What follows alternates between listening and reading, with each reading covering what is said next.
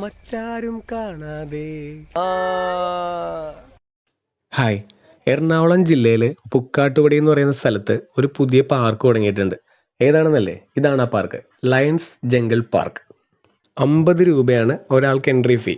അങ്ങനെ നമ്മൾ 50 രൂപ കൊടുത്ത് അതിനകത്തേക്ക് എൻട്രി ചെയ്യുമ്പോൾ ആദ്യമേ പോകുന്നത് ഒരു ഫോറസ്റ്റിനകത്തൂടെയാണ്. അതൊരു ആർട്ടിഫിഷ്യൽ ഫോറസ്റ്റ് ആണ്.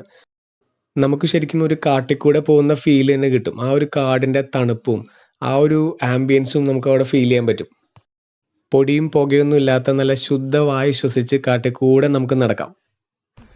മറ്റാരും കാണാതെ, പുഴയോടും ചൊല്ലാതെ, നേരത്തെ കാലത്തെ പോകാം. ഓഹോ ഓഹോ.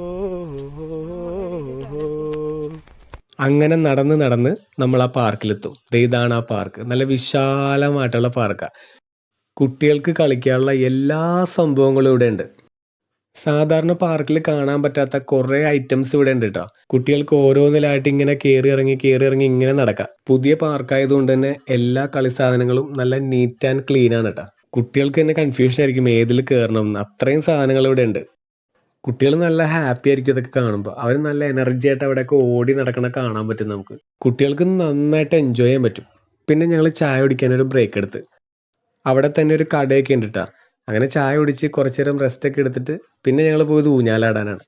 വലിയവർക്ക് ആടാനുള്ള ഊഞ്ഞാൽ അവിടെ ഉണ്ട് കേട്ടോ. രേഷ്മയ്ക്ക് ഭയങ്കര ഇഷ്ടമാണ് ഊഞ്ഞാലാടാൻ. ഊഞ്ഞാലിൽ കയറി കഴിഞ്ഞാൽ പിന്നെ വേറൊരു ലോകത്താണ്. രേഷ്മയ്ക്ക് കൊതി തീരുന്നവരെ അവിടെ നിന്ന് ഊഞ്ഞാലാടിയിട്ടാണ് പോകുന്നത്. പാട്ടൊക്കെ പാടിയിട്ടാണ് രേഷ്മ ഊഞ്ഞാലാടിയിട്ടാ. ഊഞ്ഞാലാടുന്ന കാര്യത്തിൽ ഇതിൽ ഏതാണ് കുഞ്ഞ് എന്ന് സംശയിച്ചു പോയി. അതുപോലെയാണ് രേഷ്മ ഊഞ്ഞാലാടിയത്. ഞാനും കുറച്ചു നേരം ഊഞ്ഞാലാടിയിട്ടാ. ഊഞ്ഞാലാണ് അവിടുത്തെ മെയിൻ അട്രാക്ഷൻ. വലിയവർക്കുള്ള ഏറ്റവും അട്രാക്ഷൻ ഊഞ്ഞാലാണ്. പിന്നെയും കുഞ്ഞുങ്ങൾക്ക് കളിക്കാൻ ഇതുപോലെ ചെറിയ ചെറിയ സെക്ഷൻസ് വേറെ ഉണ്ട് കേട്ടോ. കുട്ടികൾക്ക് നന്നായിട്ട് എന്താ പറയുക, ഇങ്ങനെ മതിയാവാതെ കുറേ നേരം ഇങ്ങനെ ഓടി ഓടി നടക്കാൻ പറ്റും.